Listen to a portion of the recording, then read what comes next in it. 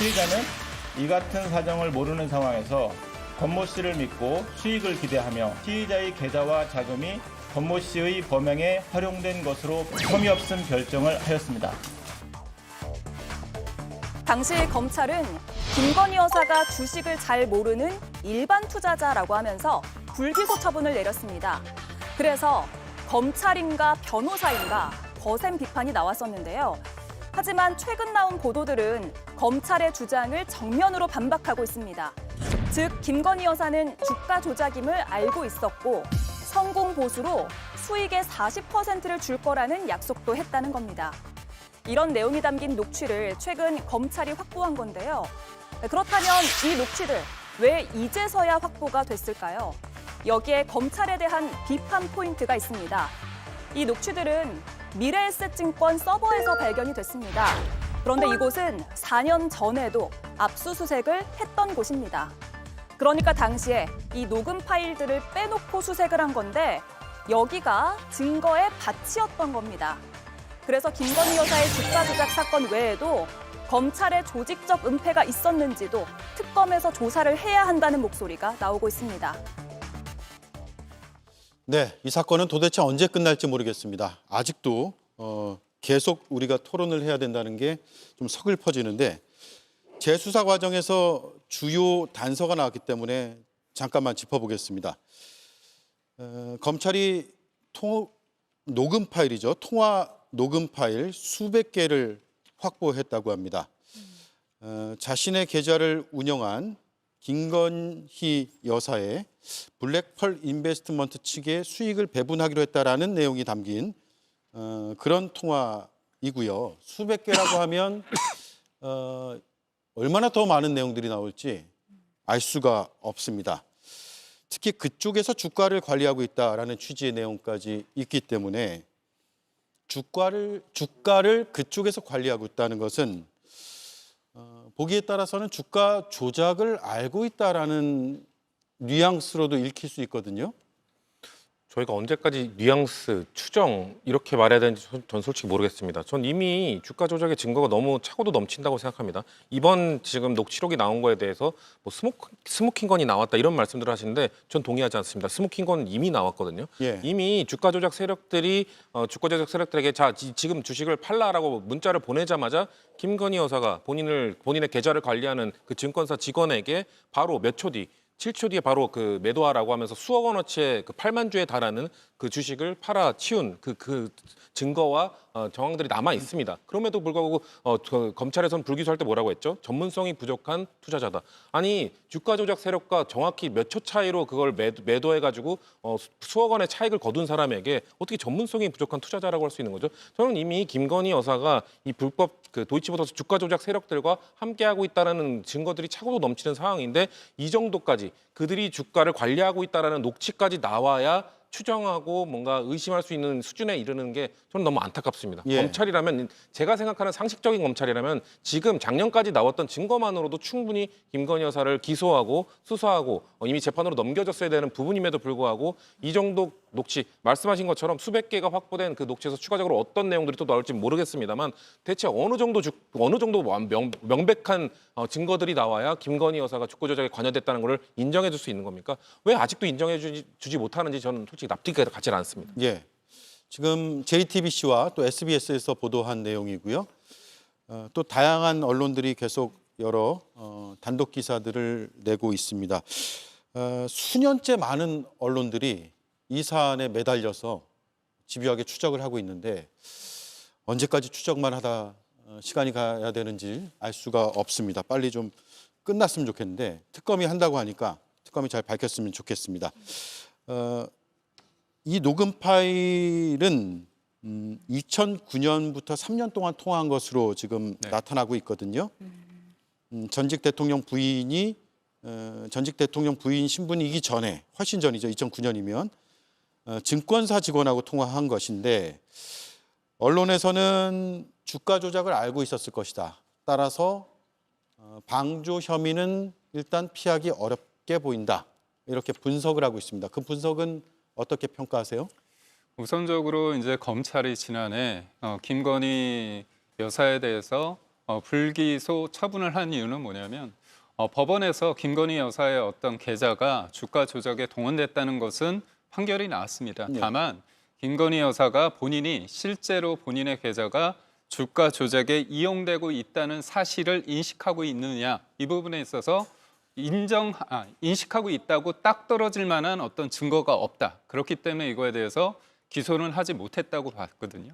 그런데 아쉬운 건 뭐냐면 서울중앙지검에서 그런 결정을 했을 때 항고를 해서 서울고검에서 지난 4월부터 수사를 했습니다. 근데 보니까 계좌가 2개가 있습니다. 크게 봤을 때 세 가지인데 대신증권이 있고 미래에셋 2개 계좌가 있는데 대신증권은 본인이 한 겁니다. 그렇기 네. 때문에 주가 조작을 했다고 한다면 미래에셋 계좌 관련해 가지고 요거를 분명하게 하고 정밀하게 들여다봐야 되는데 고검에서 요번에 실질적으로 미래에셋 그 직원과 김건희 여사가 통화했던 내역, 거기에 한 수백 개의 어떤 음성 파일이 나왔다는 거 아닙니까? 근데 앵커께서 말씀하신 것처럼 실제로 김건희 여사하고 이 그 직원이 통화 내용을 봤을 때 뭔가 그쪽에서 주가를 관리하고 있다, 이런 얘기를 김건희 여사가 하고, 그다음에 또 하나는 누군가 조정하고 있다는 전제로 두 사람이 뭔가 얘기가 오고 가고 있다는 겁니다. 그리고 또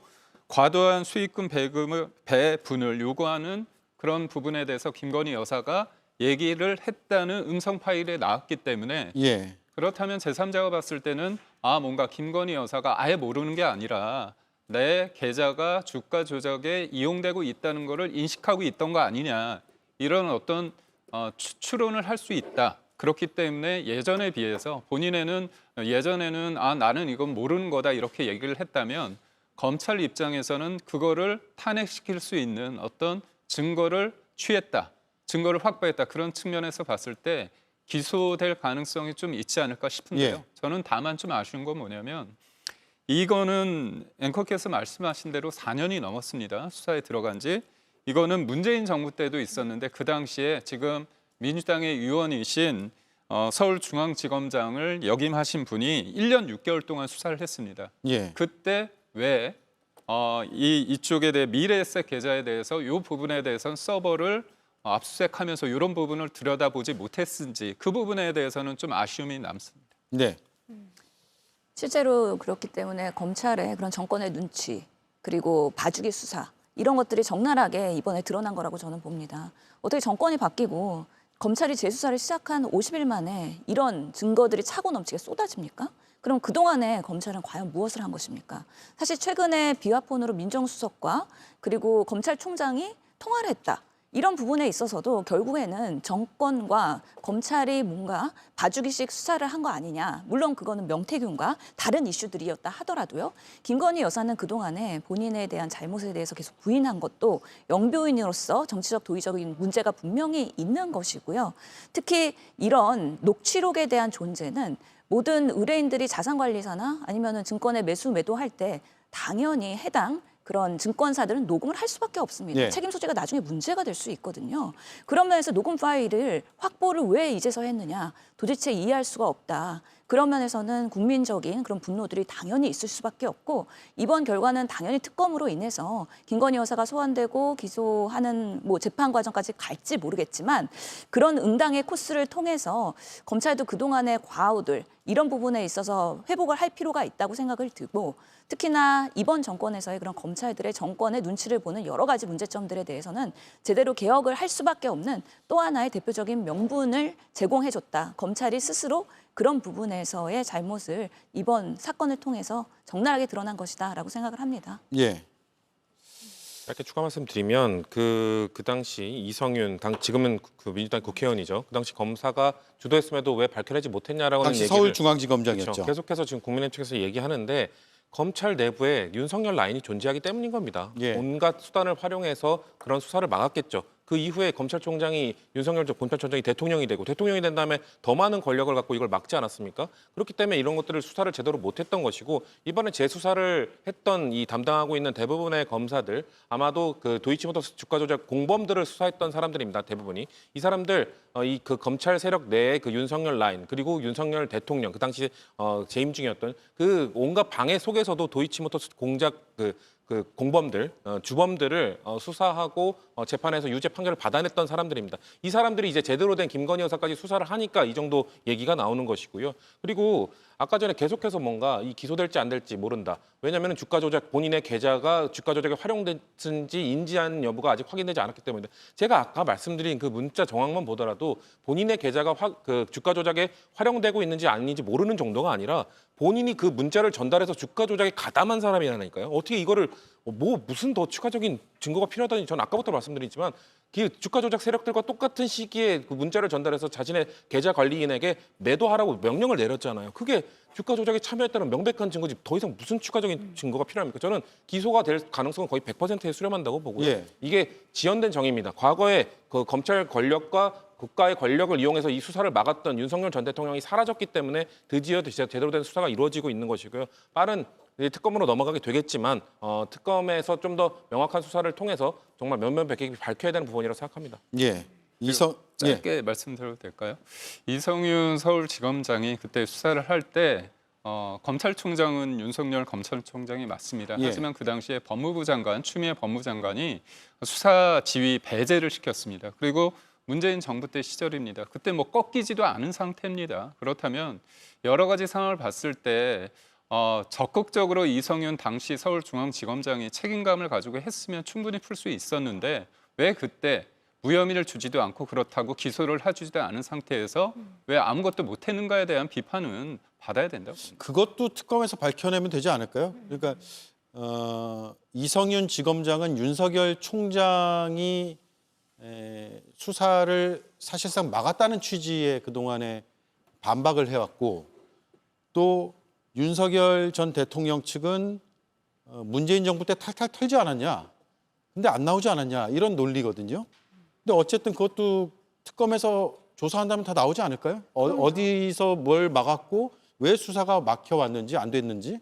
그렇죠. 이 사안의 본질은 누구 책임 공방한 게 아니라 김건희 여사가 주가 조작에 가담을 했고 그 이익을 편취했다라는 겁니다. 그렇기 때문에 응당 제대로 검찰에 조사받고 소환을 하고 그다음에 유죄 판결을 받았어야 되는데 정권이 그런 부분에 있어서 방패막이가 되면서 사실은 국민의힘의 많은 패널들과 의원들도 아니 그러면 문재인 정권 때 탈탈 털었는데 안 나오면은 이건 무죄 아니냐라고 말했던 과오도 분명히 있습니다. 그런데 이제는 증거가 이렇게 쏟아지면서 사실은 손절하고 있는 모습들이 보이고 있는 건데요. 결국에는 그때 황제 조사했던 부분 그리고 여러 가지 검찰과 대통령실이 유착됐었던 그런 부분들이 당연히 특검에서 누가 덮으려 했고 누가 방패막이 했는지에 대한 것들 정황을 드러내면 된다고 생각을 하고요. 이성윤 중앙지검장 때 많은 것들이 드러났으면 좋았을 텐데 그 내부의 이야기 들어보면은 그때도 아니 검찰총장의 그 사모를 이렇게 하는 게 맞아라는 내부의 여러 가지 검사들 사이에서의 의견이 분분했기 때문에 제대로 조사와 그런 것들이 안 됐다는 거는 뭐 알려진 사실이기도 합니다. 예. 그런 일부 아쉬움은 있습니다. 예.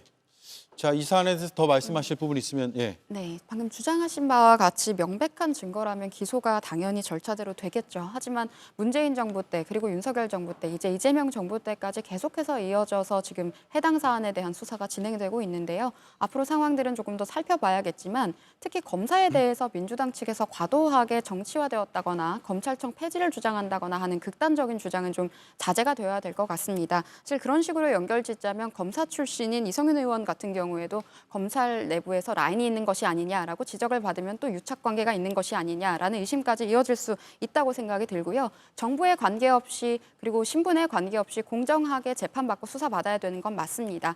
따라서 저는 지금 진행 중인 문재인 대통령의 뇌물죄 재판에 대해서도 이재명 정부이기는 하지만 공정하게 진행이 되기를 바랍니다. 예.